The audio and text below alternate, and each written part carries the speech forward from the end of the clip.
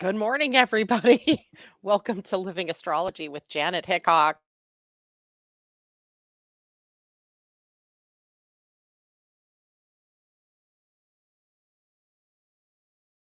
Apparently, Mercury in the shadow is going to create havoc for me. Apparently. I went to get in this morning, and if I had my camera working, then my audio wasn't working. And if I had my audio working, the camera wasn't working. So I went through a restart, and my computer wouldn't restart. So then I had to turn it off. You do the power, the I don't know, death turn off, and then turned it back on, and now everything seems to be working. Hopefully, you guys can hear me. Good morning. Treat yourself. It's great to see you out there. Christine Buckingham, hello to you as well. Tom says hi there, and hi, Astro family. Janet, break it down, sister. Break it down. Yes, we have a lot to talk about, and nothing like small. Uh, I I sat down and I was looking at the new moon chart because the new moon is on Friday and we will meet on Friday. So I'll have more time to talk to you about the new moon exactly then. But then all of a sudden I looked at that and went, oh, holy moly. Ceres, the goddess of plenty, of nurturing and caring and feeding, clothing, housing, is moved into Libra this morning. And so I didn't notice that she moved into Libra this morning in today's chart. I noticed it in the new moon chart because that puts Ceres in an opposition to Jupiter. And both Jupiter and Ceres will be squaring the new moon. So we have a lot of things to talk about with this because that's a cardinal T square. T squares are very challenging. So, what is it that we're all going to be challenged with? And of course, the moon and the sun will be together in Capricorn. So, the empty space of the cardinal T square is over in Cancer. So, Cancer is very much like Ceres in that it is a sign of nurturing and taking care of, caring for.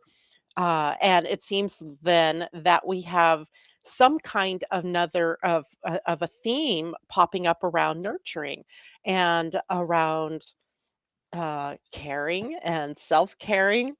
Um, Interesting, right? Self-love, that's a big theme this week. And I was also thinking of the word generosity, which is a a theme that my daughters and I are going to take up this evening in the Desire to Inspire podcast at 4 p.m. Pacific and 7 p.m. East Coast time. That will be on the Desire to Inspire group page on Facebook. We broadcast live to that page. So it is very interesting as we know that Mercury went into the shadow on December 12th. That was last Monday. So we're a week into the shadow, and I'm already feeling kind of this chaos going on in but then I often do because I have Mercury retrograde in my own chart. So that before time of Mercury's retrograde and the after time of Mercury's retrograde are the wonkiest for me. The retrograde usually smooths out and everything that was happening stops happening. So it is kind of an interesting thing going on. So today, what I really want to talk about is all of the things that are happening this week that are in change. There is Jupiter moving into Aries as we get into tomorrow. That means today he is finishing up his transit of the sign of Pisces, and that he's actually in this chart of the new moon still at 0 degrees. So we can see that the ingress or the movement into the sign is slow, right? Kind of a uh, languishing time, right? It's just sort of moving in there, doesn't really pop on anything, really quickly, and then starts to pick up some speed. And of course, he's just ended retrograde not that long ago. And so he is still in the process of picking up steam. So, do I think it's going to be a banger? Like, there's a bunch of changes right away? I don't think so. I think it's going to take a little bit of time, but I would bet that every one of us is already seeing a bit of the story that's to come for 2023, but also for us as we are in our evolutionary state of growth with Jupiter, right? Jupiter's And this might recall you back to the time this summer from June, July, and August while Jupiter was in Aries briefly, right? He only moved up to the 8th degree and then retrograded backwards and is today sitting at 29 degrees, 50 minutes of the sign of Pisces. So he's finishing up that Pisces energy and getting ready to move into some very powerful Aries energy. And of course, Aries is the first sign of the zodiac. So we also have this whole like feeling of something new going on, right? We're being tasked with moving ahead, perhaps, but slower. I was having this conversation with one of my daughters on Friday. Frankly, I think I pissed her off a little bit because she was ready to go. She wants to go, go, go, go, go. Yesterday was her birthday. She's a Sagittarian. She has an Aries rising sign. She has fire all through her chart, right? So fire wants to go, wants to do, wants to create, right? But I was talking about this idea of stretch. I think we talked about it during the Astro Design 2023 workshop on Thursday, where we're in this time where we want to stretch it out somewhat. We don't want to jump in and do it all, right? It's not the right timing for that. As Mercury's in the shadow, Mars, the ruler of Aries, is in retrograde, and Jupiter is just finishing up a cycle and getting ready to move into a new sign that will start a new round of time through the zodiac, a new 12-year cycle, as it were, of energies around the zodiac. So while I feel like we are ready to go, right? We're raring to go in some respects there's value in our stretching that new beginning, stretching that jumping or leaping energy out for a little bit. Like do a lot of the planning or the back story work now because leaping in at this moment isn't the right timing, right? We're dealing with timing here. And right timing is when things are going smoothly, right? At this point, maybe there's not even clarity about what you want to do or about where you want to go, who you want to be, how you want to add to your life, etc. And I told you all that I am in a process of rebranding myself. I don't even know what that looks like yet. I really want to launch that. I really want to launch that rebranding, new graphics, new everything on January 1st. It isn't going to happen. There's no way it can happen. So, in my own I'm going to say angst. I don't think it was really angst, but in my wanting to do something, my wanting to break through and get out there with something new, what I did instead was just draw up a document, a Word document, and I just started typing up all kinds of ideas. All the ideas that I had, I was just throwing out there on the page. And then I can go back to that and I can um, sort of do another, go through and see which things are most important to me. I can see which things are worthwhile, that are in alignment with my values, that are the most nurturing for me and my following.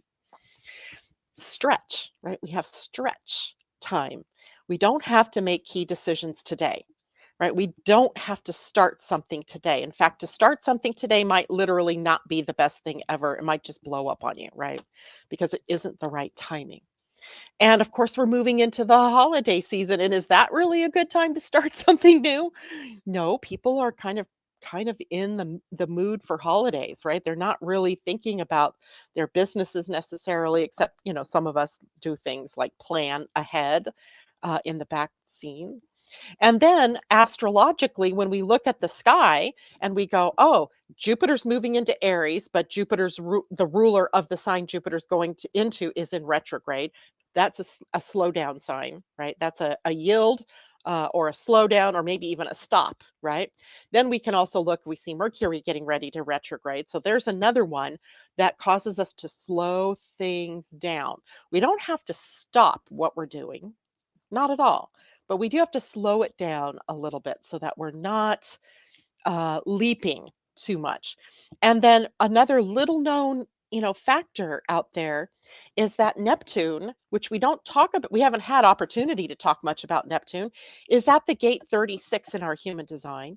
The gate 36, sometimes colloquially, we call it the gate of no, the gate of saying no. But it's a gate that is turbulent and is filled sometimes with crisis. And the crisis is from restlessness and boredom, and it's not so much that the restlessness or the boredom is the crisis, it's what we do in response or in reaction to restlessness and boredom, right? We jump out and we do all kinds of things, or we just say, you know what, F that, I'm going to go do it anyway, right? We just go our own way. Um, and that can create more turbulence. Now, there's experience in this channel, actually 36 to 35, although unless you have 35 defined in your own chart, the 35 is no longer defined, but the 36 is and will be for all of 2023. Neptune does not move off the 36. He moves through the different lines, so its character can change a titch, but it really isn't making a move into another gate. So that means all year long, we're dealing with this restlessness under the surface. It's right there under the surface, and it could be driving us to do things uh, too soon, right? It could cause us to become impatient, right? And impatience, we know what that does, right? That can upset everything and cause us to do things out of the right timing and cause us to make choices in the moment that do not have legs to support us further down the road. So, while I know all of that energy is out there, let's have some stretch, right? Just give yourself the time before you make big changes in your life. Now, changes can happen by steps, right? Change doesn't have to be like one fell swoop, boom, now your life is totally transformed. Now it can, right? It can happen that way. But if you are aware and conscious of what needs to change in your life, this is your opportunity to take your time to plan for the change, right? To, put a little step by step plan together, perhaps. Now, as soon as I say that, I hear God, humans plan, God laughs. Be willing to know that the plan may change, which is all the more reason not to take action yet, right? If the plan changes, then if you'd already launched something or already put something out there, then you're in a process of disruption right after you launch something. So take the astrological omens now, right? And run with them. Take your time, slow it down, do all the backstory, do all the imagining, the planning, the evaluating, re-evaluating, reimagining. Do all of that now, and then wait until after at least January 12th when Mars turns direct to take your action. And I know that stretches the new year, right? Because we think, oh, yeah, New Year's Day, here I go. I'm going to launch that new thing. I'm going to, set that resolution and I'm going to, lose 20 pounds before the end of the month. Try to let it elongate a little bit. Give yourself some space to see what is it that I really desire. I think that's what, is really coming up. What is my real focus? What's really important to me? As opposed to what is it that I think is important? What is it that I think other people want from me? Or, any of those other kinds of things that can come up.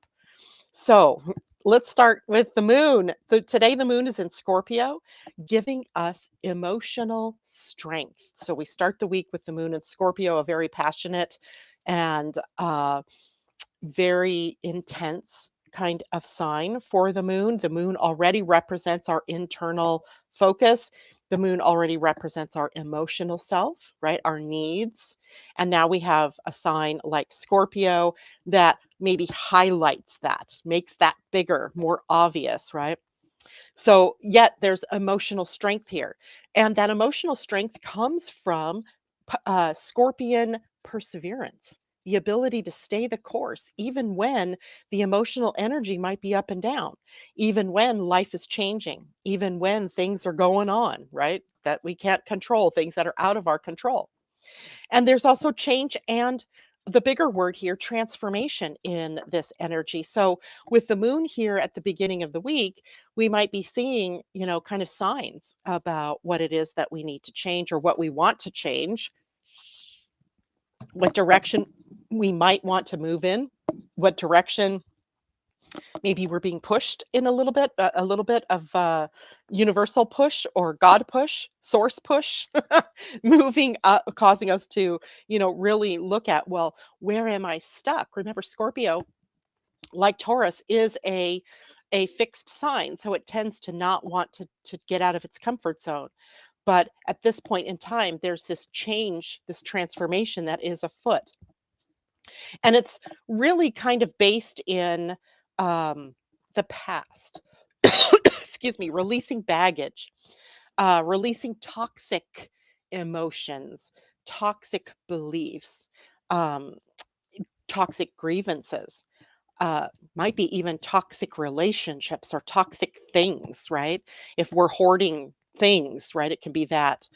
So the beginning of this transformational energy might have to begin with forgiveness, one of the key factors of a positive Scorpio, and also then releasing and releasing them with ease and grace, not necessarily kicking and screaming, and then staying the course, perseverance. What we really see with Neptune at 36, by the way, is what if we stay the course and we avoid the pitfalls of boredom and leaping into the frying pan and then having to leap out of, from the frying pan into the fire or whatever that saying is, then we gather experiences, right? Then we gather the good stuff, right? The things that we want to take on our trip. Even if it's something that wasn't so good, the experience itself may be so invaluable, right? So the moon kind of echoing that with her transit through the sign of Scorpio, persevering, staying with something long enough to see what the benefit is, staying with something long enough to do the releasing, to make sure all of the baggage is gone, right? That all of the forgiveness is in place and that you're sort of refreshed and clean, right? Transformed. This Scorpio always never fails to remind me of the phoenix, right? The phoenix that, goes through its life and, is battered around by life and then goes through a process of self-immolation that then rebirths, right? That rebirths and gives new energy. And that comes from persevering, going through it, being willing to go through it. Sometimes we're willing to go through it, sometimes we are not. So, forgiveness, good point, Christine, not only outwardly to the people who've harmed you or that you feel like have harmed you, but also forgiving yourself, right? Forgiving yourself for anything that you've done or that you're holding, the knife over your own head for, right? That you're beating yourself up for. Just don't need to do that. The moon in Scorpio is also, or Scorpio energy brings up the concept of merging, wanting to come together and merge. This is why the sign of Scorpio rules sex, right? The merging of two people, two energies in the most physical, emotional, intimate way possible. And then there's also the merging of kindred spirits, finding your people, finding your tribe, and really feeling valued and getting value from the kindred spirits, right? The people that really resonate with you.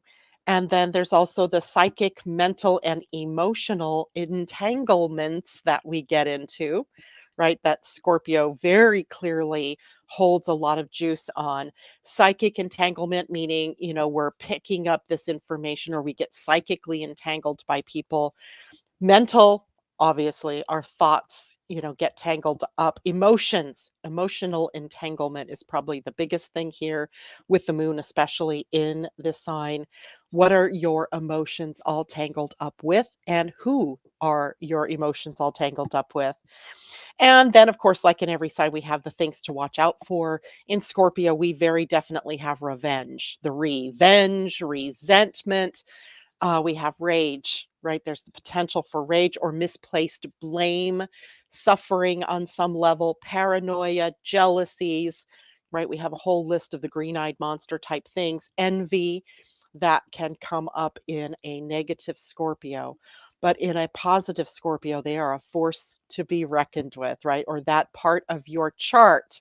Wherever you have Scorpio in your chart is where this is happening. That's where the moon is swinging through at this moment in time. If this chart were a person, this is the chart of the day. If this chart were a person, then Scorpio is placed on the 12th house. This person would be dealing with a lot of the entanglement and transformation of the subconscious mind, right? What patterns are driving the car, so to speak, driving the life. So find the house that you have Scorpio in, and you'll find all of the different energies related to that and in your chart, or the area of your life impacted by that. I just wanted to look real quickly, what gates are the moon is what gates is the moon moving through today? Today being December 19th, we have the 28 and the 44. So we have the moon moving through gates that are on the spleen.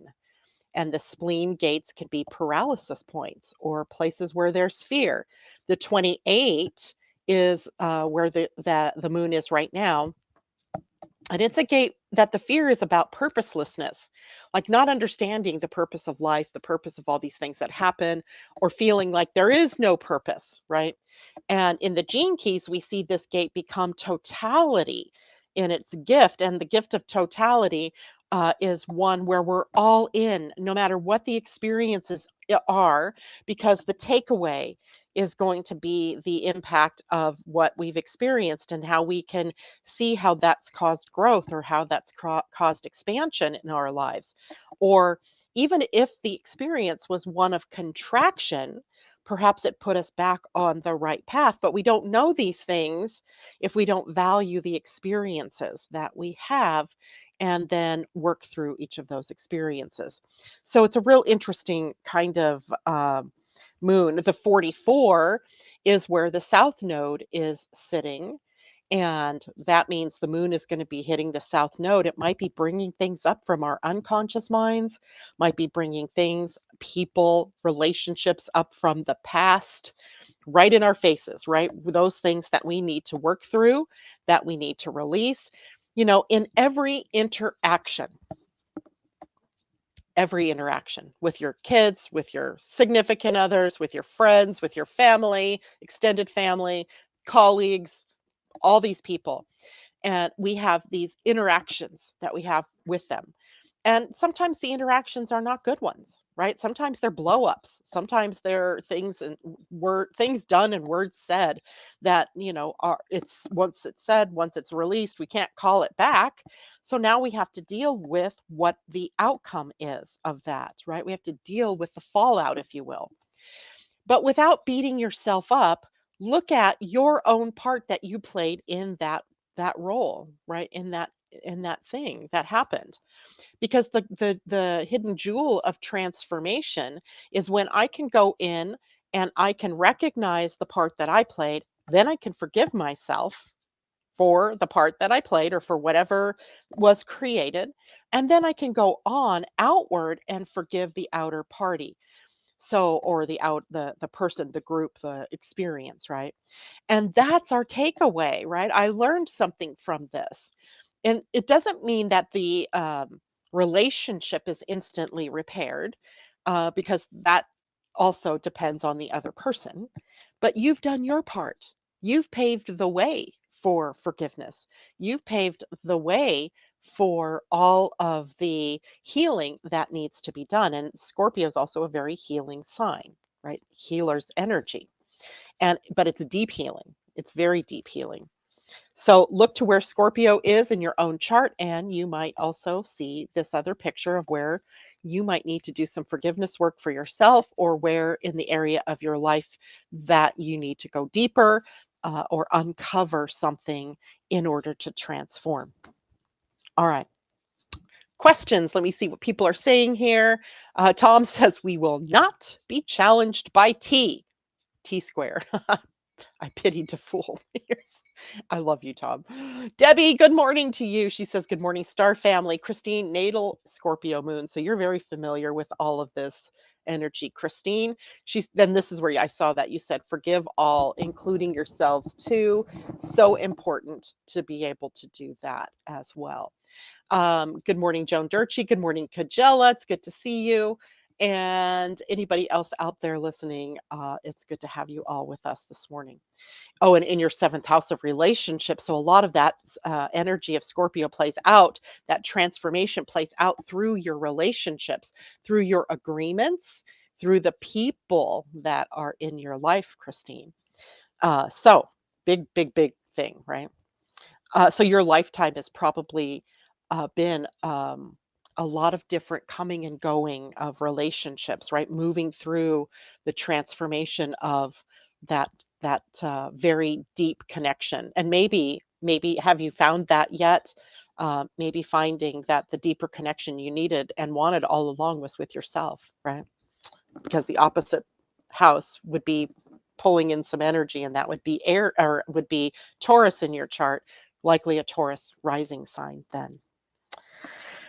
Okay, let's take a look at the week ahead. It's a good week. It's a good week, don't get me wrong, it's a good week.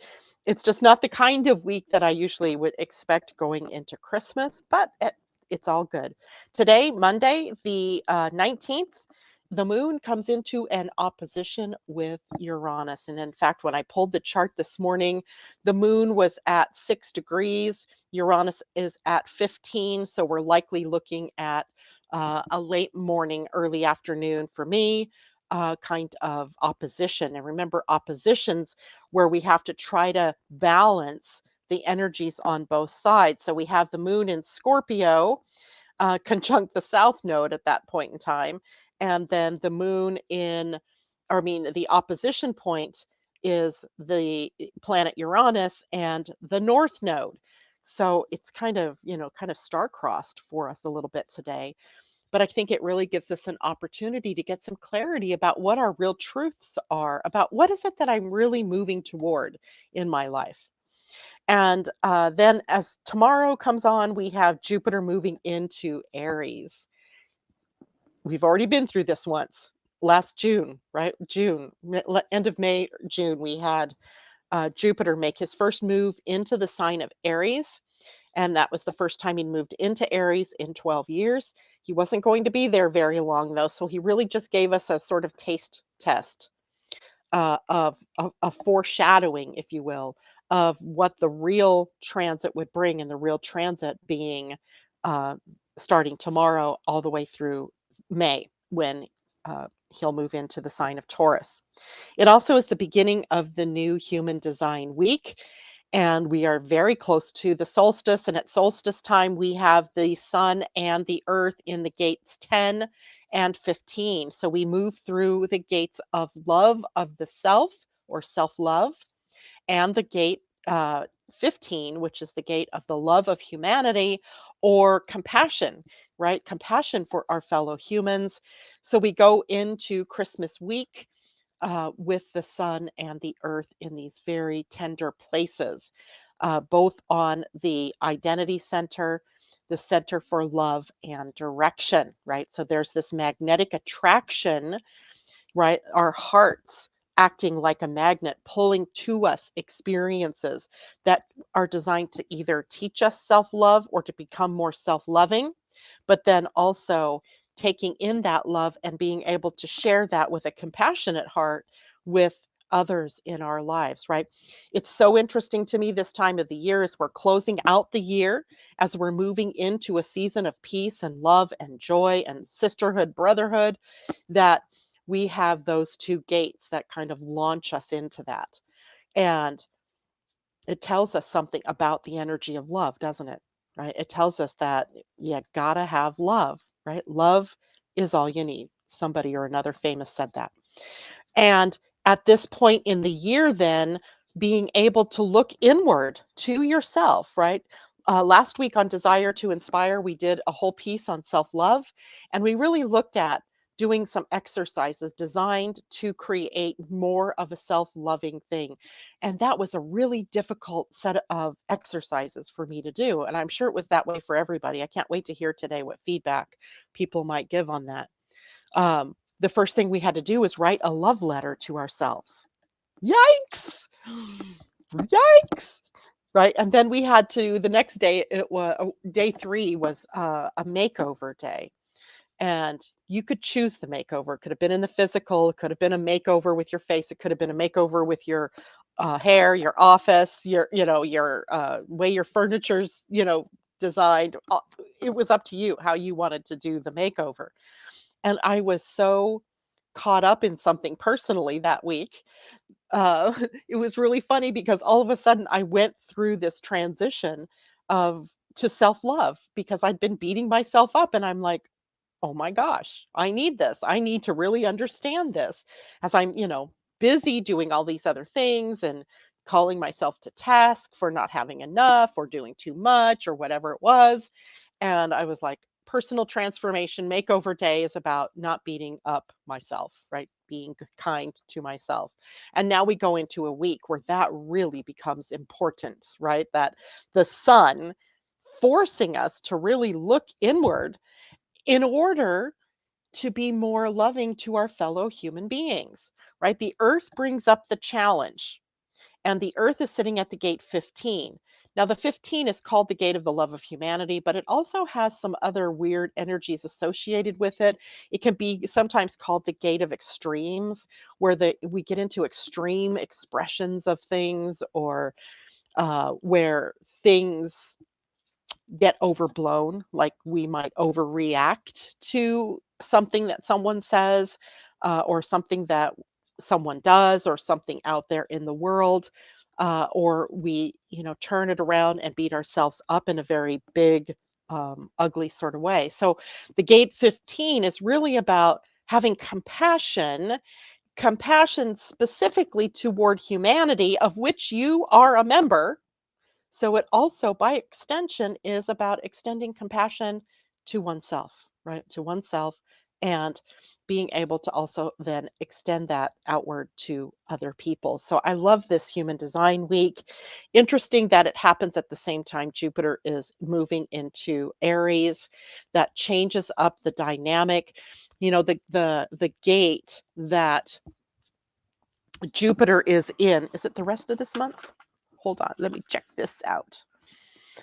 Yes, Jupiter through all of December, and actually for the first few couple of weeks in January, is in the gate 25 in your human design. That's one, it's an Aries gate. It's one that often makes me go, it's a gate of love, right? It's the gate of the love of spirit. And why is it in Aries? Hmm. Well, Aries being the beginning of all things, right? The beginning of the zodiac, the first sign, meaning it's the first energy, and it's an energy that we think of as being bold, courageous, putting itself out there into the world. And we have this bold, courageous energy in our human design at the gate of the love of spirit, right? Really valuing yourself, seeing your intrinsic value and worth as a spark of the divine animated in a physical body, right? You are a spark of the divine animated in a physical body, and therefore have that worth and value and love energy. That is a gate of love. So we'll have 3 gates of love activated as we move into tomorrow: the gate of the love of spirit, the gate of the love of self, and the gate of the love of humanity. It's kind of extraordinary if you think about that. And we don't have anything sitting yet at the 46, which is the gate of the love of the physical being in the body. But, if you have the 46 already defined in your chart by some chance, all 4 gates of love will be defined for you on your identity center, or your G center, the diamond in your human design. So it really seems to me to be a really good time to do an evaluation of yourself, and how loving are you towards yourself, or not, right? Or not. And seeing yourself as that embodied spirit, and seeing yourself as worthy and that value, intrinsic value, not having to do anything to deserve self-love or love of any kind from another person even, because it's intrinsic. That means it comes from inside of you. It comes from your divine spark animating your physical body, right? It comes from the divine. You are divine and are deserving. And Jupiter in Aries, how fortunate is it that it's also at a degree that represents a new beginning, right? A new beginning of self-love, perhaps. A new beginning, an innocence. There's a sort of innocence that comes here through that degree. And the innocence meaning that all things are possible. We are starting a whole new cycle. So we don't have any preconceived notions of what is possible, or we should erase all of those preconceived notions in favor of being open minded, open hearted, and just allowing that anything can happen, that miracles can happen. I got to tell you guys about a dream my husband had last night. He said, I had the best dream. You were a miracle worker. That me being, I was the miracle worker. And what I would do was do something with water. Somehow I blessed water. And then I would put it in these little cubes and put them on a chain and give them to people to wear. And it was curing all kinds of cancers, all kinds of maladies. And he's like, and it was so amazing. And all you would do was just sit down and pray and say, you're healed. And it was done. I was like, oh my gosh, that would be a miracle, right? A miracle. I can't unpack Terry's psyche, but my guess is in some way he is picking up on maybe the times that we're about to go through could create miracles, right? Neptune at gate 36, even though it's a gate of turbulence and possible crisis, is in the miracle circuitry of your human design. So miracles can happen, and then we share the miracle, right?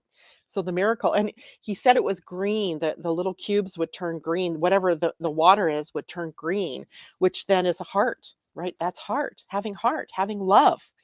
So very interesting that Jupiter's starting this cycle now that allows all things. There isn't anything yet written on the blank slate, tabula rasa, right? In some ways, we have, starting tomorrow, a tabula rasa. And what do you want to write upon it, right? Do you want to start it with, I love myself. I love my fellow humans. I love my fellow animals, right? I love life. What do you want to put on that tabula rasa? What do you want to start with? Big thinking, right, for tomorrow. And you can even start that big thinking now. Why not? Then on Wednesday, we have the winter solstice. Of course, that's a time when the sun moves into Capricorn. It is the turning of the seasons. It brings us to winter here in the northern hemisphere. It brings you to summer if you are in the southern hemisphere. And it represents a change, right? A change of the energy, a change of the seasons. And also tomorrow or on Wednesday at the winter solstice, we'll have the sun in a square to Jupiter, right? That's like a harbinger of what happens on Friday when the sun and moon are in the square to Jupiter. And that tells us to take a look at, where are we overly extravagant? Where are we not aligned with proportion?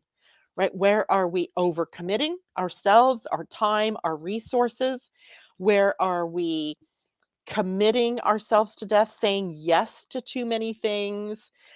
Where is it that we are over? If you can put over in front of something, what are we overdoing? And you might look at the house that both the sun and Jupiter will be in, sun in Capricorn, Jupiter in Aries at that point. Where are they in your chart? And what are they representing? What's that square representing in your chart, right? And how is it that you can bring things back into alignment or bring things back into proportion, right? Sun, square, Jupiter. And yet there's something very fortunate in that square. And most of the times you're not going to hear me talk about squares as fortunate, um, but they are, right? Because they force us almost. They put it right in our faces that there's something that we have to work through, something that we need to do, something we need to release, whatever it is. It's in our face with the sun and Jupiter in that square on winter solstice. And the winter solstice sort of signifies another new beginning. So we have this new beginning with Jupiter in Aries. We have this new beginning of the Human Design Week where love and self-love are the big themes. And then we have, winter solstice, which, a different kind of new beginning. So it's kind of like the spiral where everything is coming together. And what is it that is going to represent for you personally? And what's it going to represent for all of us, right? So watch what's happening in your own life, your feelings, your emotions, what doors are kind of like peeking open, and what opportunities are sort of coming your way, and be prepared, right? Because after the beginning of the year, like after the 12th of January, things are going to start to pick up. And then we get steamrolled into new when we get to March. That's a whole nother story. But just be ready, right? Enjoy this quieter time, perhaps, and get some focus and perspective about what it is that happens next for you personally. On Thursday, Venus comes into a trine with Uranus. On Saturday, Mercury was in a trine to Uranus. I called that Genius Day because often that's the light bulb moment, and it comes into the lower mind that Mercury represents. And now we can take action, right? Or some kind of aha moment, some kind of light bulb turned on. Now we have Venus coming into the same trine, but Venus doesn't represent the mind like Mercury does. Venus represents love, right? The principle of relationships, our values, and self-love, self-worth, all of that, self-esteem, self-confidence, all comes into play when we have the trine to Uranus. And it could maybe, affect your relationships in some way, maybe valuing one another in a more profound way. So that will be on Thursday. On Friday, we have the new moon, which occurs at 2:18 a.m. on Friday. That will be 5:18 a.m. for those of you on the East Coast, and further, so everybody pretty much around the world has it on Friday the 23rd. And Saturday, Mercury comes into Christmas Day. Or no, that's not Christmas Day. That's Christmas Eve. All this time I thought Christmas was on Saturday. Oh, that's funny. Maybe because our family Christmas is on the 24th, maybe I had that all in my head, but that's a Mercury sextile Neptune day. That's a day for love, right? Getting out of the mind and into the heart. Really, really, uh, the mind isn't going to be clear anyway when it's got Neptune involved, right? So get into the heart, get into the body, enjoy the day. Sunday, Christmas Day, the moon moves into Aquarius. There aren't any other major things happening except that in human design on that we go the gate 10 and the 15th. Self-love and love of humanity goes through Christmas Day. It'll be the day after Christmas that we move into the gate of joy and the gate of blessings. So I like the sound of that too. All right. Now, let's take a look at the new moon, shall we? Because we'll meet on Friday, but the new moon will have happened before we actually get together, because I'm not getting up at 2 in the morning to come to you live to tell you about the new moon. So let's talk a bit about that now. And let's say hello to Julie Kiss. It's good to see you. Boo Tib, hello to you. And that must be a friend of Christine's. He or she says, been watching replays. Happy to catch a live stream. It's great to see you out there as well. And I don't see any questions. So I'm either super clear this morning, or you guys are super sleepy, or you so don't have any questions. But if you have them, go ahead and put them in there. So the first thing of note with the new moon on Friday is that a stellium has occurred, or is occurring, is in process on that day. And a stellium is an astrological word that really just means a confab, let's say, of planets, a bunch of planets. Sorry, I'm hot this morning. It's 23 degrees outside and I'm hot. It's snowing. Oh, hey, it's snowing. Oh, nice. And plus we have snow on the ground already. So I don't know why I'm hot. Maybe because I'm sharing such great information. So the very first thing with the new moon is this stellium in Capricorn. And a stellium, again, just to confab of planets, right? They're all coming together. We'll have the sun, the new moon, sun moon. We'll have Venus, and in Capricorn, we'll have Mercury there and Pluto. So while that Venus, Mercury, Pluto are further along in the sign from the new moon, it's still a lot of energy sitting in Capricorn, right? And if you listened to the astrology of 2023, we talked about how, the Capricorn energy is giving way to the age of Aquarius, and how Pluto really the furthest out, the furthest planet, even if he's a dwarf planet out that we have in our solar system, or that, from our known solar system, from our earlier astrological solar system, represents then the real strong footing of the new age in this case, right? So his move into Aquarius really cementing the age of Aquarius. So here we'll have some really interesting, you know, things maybe that are in a process of closing up, closing out, finishing, right? The final breakdown, as it were. Um, Sometimes we have to be broken down in order to be rebuilt. And there is a process here, perhaps, of our really taking a look at what is the formation of our foundation. What is our foundation? And is our foundation solid? Is it going to stand the test of time? Or is it weak?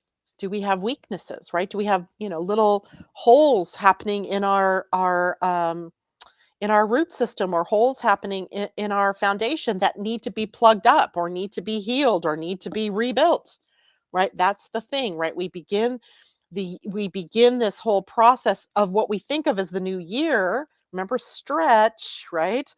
um, with this idea that maybe we have to do some foundation building first, or foundation repair first, or even just consider what's at the foundation. Lift up the curtain, what's underneath there, and is it sustainable? So sun, moon, Venus, Mercury, Pluto, giving us that opportunity to complete that journey before we actually really push ourselves into something new. It's there to be discovered by all of us. But then we also, a new moon is always the conjunction of the sun and the moon, and that begins a new cycle. So there's a new beginning here as well. Again, don't jump the gun in that new beginning, right? We still have, well, at that point, yeah, Mercury is still in the shadow of the retrograde, Mars still in retrograde. So we don't want to jump the gun, but we really want to see, well, if I'm going to do X, then what's the YZ that I have to fix now? If I want to do Z, then what's the XY that I need to put in place, right? What is it that I have to build first, right, in order to do that? If I really want to go somewhere or do something as the year unwinds, uh, what is it that I need to put in place now? Right? What do I need to build first? Right? When a house is built, what's the very first thing that goes down? First, they clear the land so they can set up a foundation that is going to hold the weight of the house. Without that, it can crumble, right? First stiff wind that comes along, boom, your walls collapse. We have to have a strong foundation. So that's what this moon sort of looks like, right? But there's also another element here, and I'm going to call it trimming the fat, for lack of a better way to really put that. Trimming the fat, meaning simplifying. And, Capricorn is an earth sign, and it loves to do things in the most direct way, the most simple way, the most practical way, the way that it makes sense to do it without all the flowery accoutrements that can get, kind of uh, annoying, can distract you. Go the straight route, right? So looking at it from the point of view of, does this really support my next steps? Does this support me into the future? If it doesn't, let it go. If it does, or if it's just a weakness, right? And you say, oh gosh, I really do need that. If I'm going to do the Z, then I really need this XY. Then strengthen it, right? Do your due diligence to make it workable. So we're building that foundation. We're strengthening the foundation, excavating, as it were, the weaknesses so that we can move forward after this point in with some strength. Now, the moon and the sun that day, I'm going to draw it on my chart here so you guys can see it. The moon and the sun are forming a T square with the planet Jupiter and with the dwarf planet Ceres. So you can see right there. That's what a T square looks like. So we have the sun and the moon at the point of that T square at 1 degrees, 35 minutes, 33 minutes, 34 minutes, whatever. I can't read that number uh, of, of Capricorn.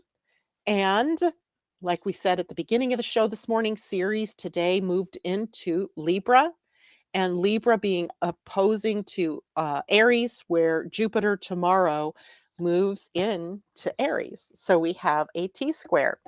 Now, the goddess Ceres, right? If you look at the goddess, she's always holding like a sheaf of wheat, and she's sort of a mother goddess figure. So she and the moon work well together. And she represents nurturing. She sort of represents the bringing together, the nurturing and the caring in order for growth and the harvest to happen, right? So Ceres really represents that. And as she's moved into the sign of Libra, she finds purchase here. This is, Libra is a sign also of relationships. So loving and nurturing relationships, perhaps, but this is a square. So maybe there's something in there that we have to look at. Where are we not being nurtured enough? Where are we not loving ourselves enough to make changes in our relationships? Lots of little things like that may be coming up at the new moon um, on the bigger screen. She's also the one that really takes care of the earth. How do I explain this? She, as the goddess of plenty, the goddess of abundance, can really point out to us where it is that we have not been good caretakers or good nurturers, good caregivers of things in our lives. And to me, with a square to the sun and an opposition to Jupiter, our excesses may be catching up with us, right? And she's really propelling us to make the change. Libra is a cardinal sign. So this is a cardinal T square. Capricorn is a cardinal sign, and Aries is also a cardinal sign. The energy of cardinal is initiating, is a new beginning, is pushing us out of the comfort zone, but also pushing us to do something and or to be something more.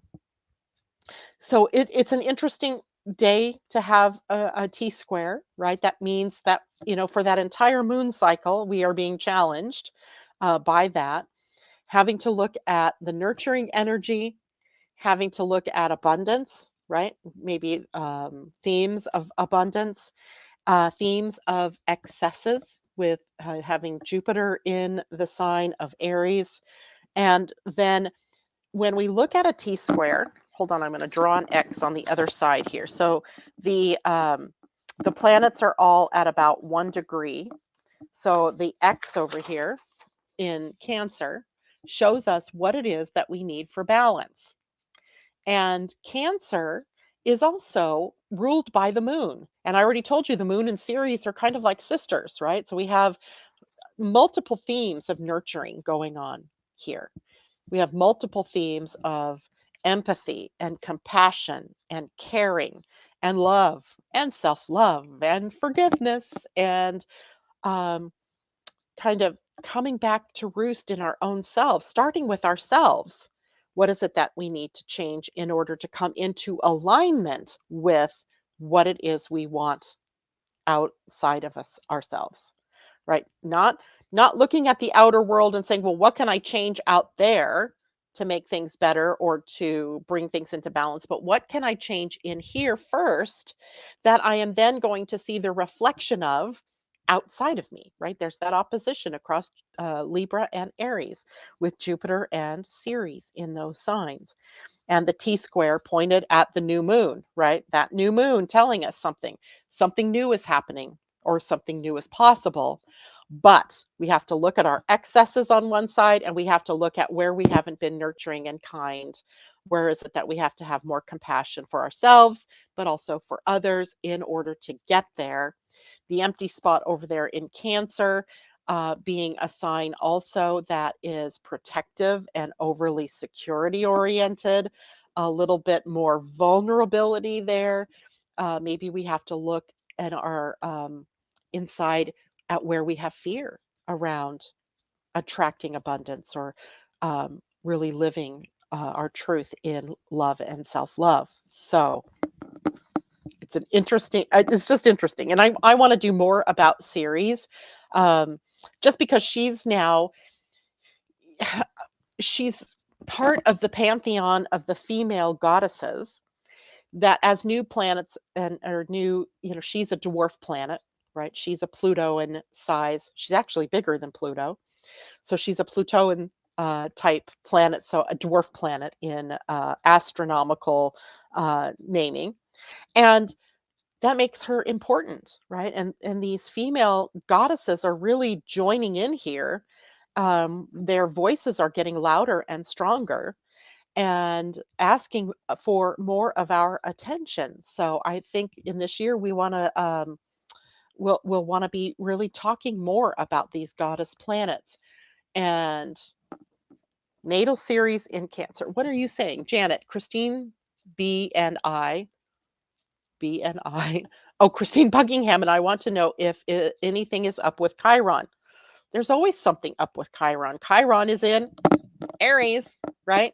He is in forward motion at this point in time. So he's moving into new territory. He is a planet that eventually Jupiter will conjunct. That happens around March, I believe it is. So that is what is up with him, unless you have something more specific. He's actually also in a bit of a uh, yod, if you will, with the South Node and the North Node, and or with South Node and Mars, right? The Mars and the planet Chiron or the planetoid sitting at the base of a yod that's pointed at the South Node. That's telling us to release, right? That's a nozzle that's releasing the South Node. What's stored in the South Node Scorpio energy? What is it that you need to release, let go of? We've talked about that for months, right? But now Chiron is asking you to heal it all, right? Heal it all. Now, if you have something more specific to ask about that, please do, because other than that, I don't know what else you might be asking. Janet Groscott, good morning, and good morning to Cheryl. Good to see you, Cheryl Yamamoto, and Goddess Power. Yes, indeed, Janet. I was really thinking about these goddesses the other day, and the Black Moon Lilith is also going to change signs here shortly. She doesn't change until after January. She'll be moving out of Cancer and into Leo. And the Black Moon Lilith sort of shows us our blind spots, right? The part of ourselves that we just don't see clearly, like it's out here and we just, without turning our heads and looking, we can't really see it. And the shadow in Leo might have something to do with ego, right? It might have something to do with um, the failure to follow our hearts to where it is that we want to go. It could have something to do with the drama and creating more drama and trauma in our lives. Now, that's the collective Black Moon Lilith. We'll take a look at her. Not far into the future, Pallas Athena will also move into Leo. So it should. So I think it's worth it for us to take a look at these goddesses because they really hold the energy of a pantheon that represents the divine feminine. And how is it that we are rising that energy up within each of us to come into balance with the great masculine energy? And then how does that impact our world when we really bring those two things into balance? I think a lot of war, a lot of confrontations and conflicts could be avoided if we balanced those two great energies, or at least remembered that in any kind of conflict, that those are the things that we can balance. All right. Well, that is it for me this morning. I have a client I've got to get to, so I won't have time even. I'll try to draw a card and post it later for you all. Thank you so much for joining me, and I will see you on Friday. Take care.